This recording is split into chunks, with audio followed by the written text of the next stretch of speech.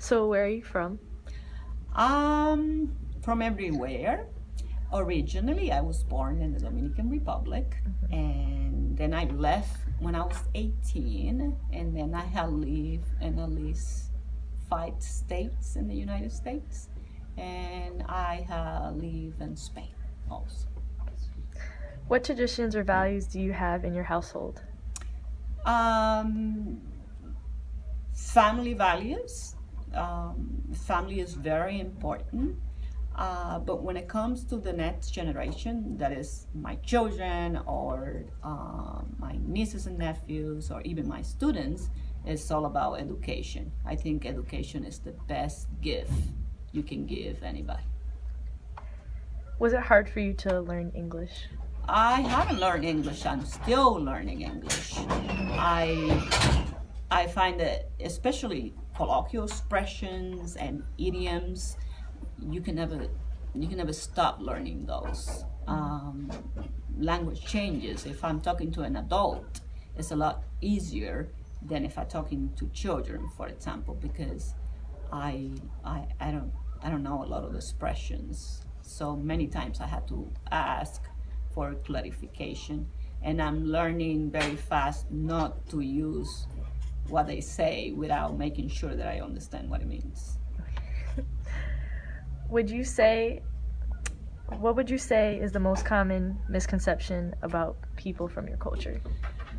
Um, I spent the last 9 years in the South, and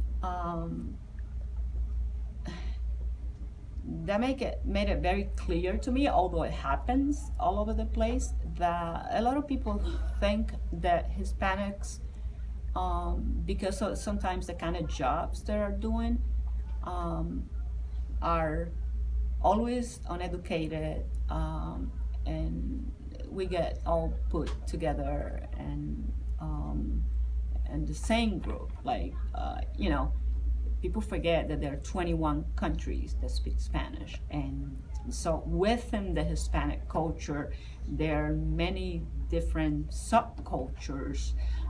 There are many different races, many different everything, religion. You could be Jewish and Hispanic. You can be Muslim and Hispanic. Being Hispanic is about sharing a geographical space. Sometimes it's more than that, and it's an ethnic. I'm sorry, background. Um, but it's a combination of things that is a lot more complicated than just oh, they all speak Spanish and they all must be from the same race.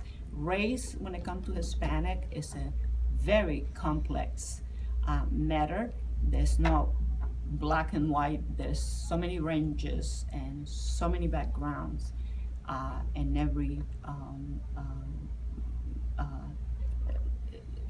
all kind of compositions within that, and it has to do with our history and our relationship with other groups. So it's very hard to understand that for a lot of people, because the moment you say Hispanic, they say, "Oh, Mexican," and there's nothing wrong with being with someone telling you you are Mexican. Mexicans are perfectly wonderful people, but it's hard to see that so many people don't even take the time to think about how complex is the world. Is talking about whole continent, talking about 21 nations. If there was one thing you could say to the kids watching this, what would it be? Uh, Stand for what you believe. Be Take every opportunity you get to learn about yourself, learn about your family values, your country's values, and all the people around you. Look at them, learn from them, from their cultures, open your mind to um, the differences, because the more you know about the other, the more you know about yourself.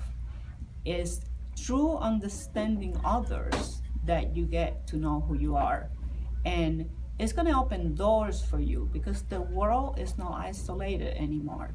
If you don't know anything about other people, and suddenly you find yourself in a job where there's a lot of people that are from a different culture, you are going to have a hard time communicating, working together with those people, relating to these people. So by learning a language, by learning about a culture, you in effect are preparing yourself for the world to come, and even for the world today.